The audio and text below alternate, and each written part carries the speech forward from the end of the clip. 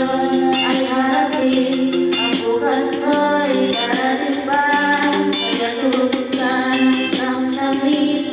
Pagkat ito'y tayo lamang mula sa ating kaibigan, at sa iyo'y nagmamahal.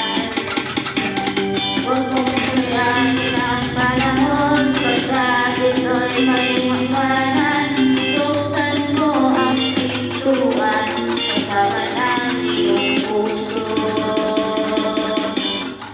Tinanay ang hangin at masama ang panaginip, kaya't bigyan mo lang